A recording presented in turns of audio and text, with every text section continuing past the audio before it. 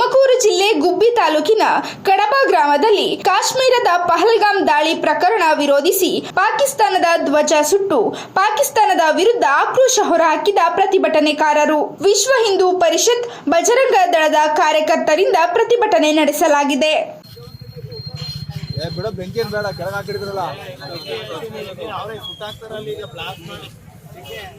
Video ಮಾಡ್ತೀವಿ ಬಿಡು, ಈಗ ಕೇಸ್ ಮಾಡ್ತೀವಿ ಎಲ್ಲ.